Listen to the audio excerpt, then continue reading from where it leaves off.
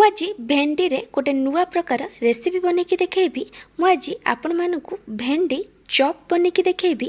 ଭେଣ୍ଡି ଯେଉଁମାନଙ୍କୁ ପସନ୍ଦ ନାହିଁ ଥରେ ଏମିତି ଭେଣ୍ଡି ଚପ୍ ବନାନ୍ତୁ, ଦେଖିବେ ସେମାନେ ବି ଆକୁ ମାଗି ମାଗି ଖାଇବେ।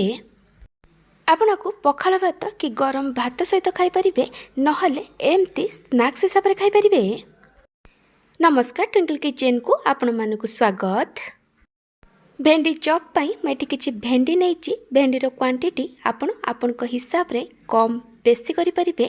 मैं भेंडी को भलसे धोईकी गोटे कपड़े पोछिकी नहीं जाइछि।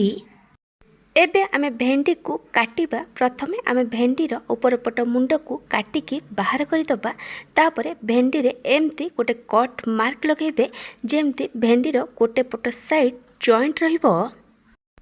एमती भावे आमे सबू भेंडी को काटिकी नहीं जावा। जदि आपन को भेंडी भितर ए जो मंजी अच्छी से पसंद नहीं, ताले आपण मंजी को एमती भावे बाहर करदेवे। भेंडी भितर मंजी को न काढ़िले भी चलिबो। आपण चाहिले गोटे टूथपिक सहायता आको बाहर करदेवे, ए बहुत इजीली बाहरी जिवो। एमती भावे मैं सबू भेंडी को काटिकी नहीं जाइछि। मु किछि भेंडीर मंजी को काढ़ी आउ किछि भेंडी रे मंजी को रखिछि। मैं 3टा मीडियम साइज सिजा आलूर ऊपर चोपा को छड़ेकी नहीं जाइछि। एबे आमे एथिरे स्वाद अनुसार लुण पकेइबा आउ आलू को भल भावे चकड़ीकी नहीं जिबा। मैं कड़े किसी तेल दे गरम होगा रखी। तेल भलसे गरम है पर मुझे अधा छोट चामच जीरा आउ अधा छोट चामच सोरिष पकईची। जीरा सोरिष भलसे भाजी गला पर मैं गोटे बड़ पियाज आ गोटे कंचा लंका को छोट छोट करी काटिकी पकईची। आपन को जेतिकी राग दरकार से अनुसार कंचा लंका नेबे। एबे आमे पियाज को भाजीबा। पियाज भलसे light golden brown colour fry हो गला पर मैं गोटे छोट चामच अदा रसुण बटा देइछि। आपण चाहिले अदा रसुण छेचा पकई परिबे। अदा रसुण बटार कंचा बास्ना गला पर मेथिरे किछि गुंड मसला पकईछि। गुंड मसला रे मेथि 1/4 टेबल स्पून हळदी गुंड, अधा छोट चामच धनिया गुंड और लंका गुंड देइछि। तापर मेथिरे गोटे छोट चामच चिकन मसला पकईछि। तापरे मैं अधा छोट चामच गरम मसला गुंड पकईछि। चिकन मसला जगह आपड़ किसी भी सब्जी मसला नहीं पारे। आपन को जेतिकी राग दरकार से अनुसार लंका गुंड नेबे। सबको भलसे मिक्स करी 20 रु 30 सेकेंड पर्यंत फ्राए कला परे मैं चकड़ी रखि सिजा आलू को दे देइछि। एबे आमे सबको भलसे मिक्स करी आमे आकु कंटिन्यूअस गोले गोले 4 रु 5 मिनिट पर्यंत कुक करिबा। एहा द्वारा ए आलू मसलार टेस्ट बहुत भल आसीबो। एटी 4 रु 5 मिनिट हो गलानी। एबे आमे गैस बंद करी दबा आउ ए आलू मसला को ठंडा हबा को दबा। आपण चाहिले आ ऊपर किछि काटिकी धनिया पत्र पकई परिबे।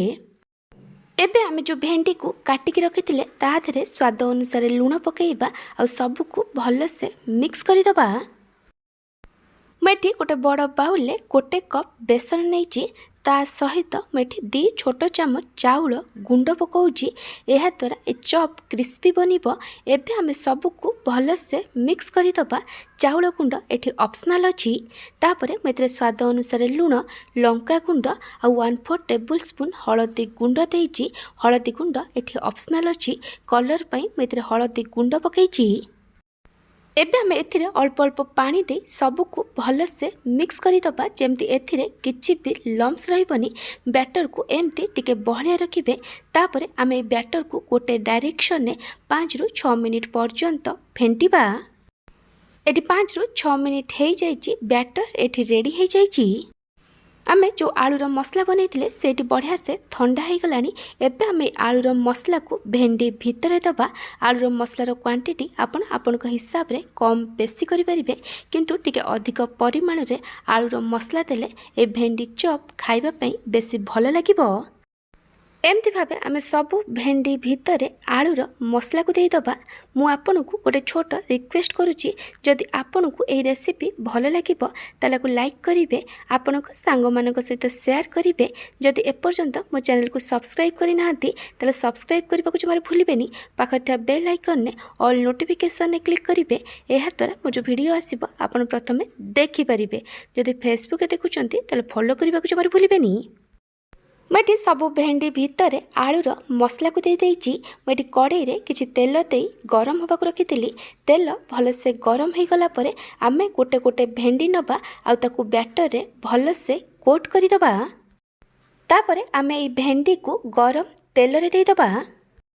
एमती भावे गोटे गोटे भेंडी को बैटर रे कोट करी तेल रे देदेबे।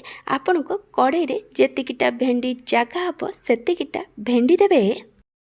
भेंडी को प्रथमे हाई फ्लेम रे गोटे रु 2 मिनिट पर्यंत फ्राए कला परे आपण भेंडी को लेउटेबे। भेंडी को संगे संगे लेउटेबेनी नहले ता ऊपर जो कोटिंग अछि से छाड़ी जिवो। तापरे भेंडी को लेउटे लेउटे मीडियम फ्लेम रे फ्राए करिवे। बेसी हाई फ्लेम रे फ्राए करिवेनी नहले भेंडी कंचा रहि जिवो। ए भेंडी चॉपटी भल से लाइट गोल्डन ब्राउन कलर रे फ्राए हो जाइए। एबे आम भेंडी चॉप को तेल रु छाणिकी नहीं जिबा। एमती भावे आम बाकी सबू भेंडी चॉप को भी तेल रे छाणिकी नहीं जिबा। आपण ए रेसिपी को कौ जगार देखुंत कमेंट सेक्शन में जनइबे। जदि आपन को ए भेंडी चॉपर रेसिपी भल लगी तालाकु लाइक करेंगे। जदि एपर्यंत मो चैनल को सब्सक्राइब करना ताले सब्सक्राइब करने को जमार भूलें। फेसबुक रे देखुले फॉलो करने को जमार भूलें। Thank you for watching.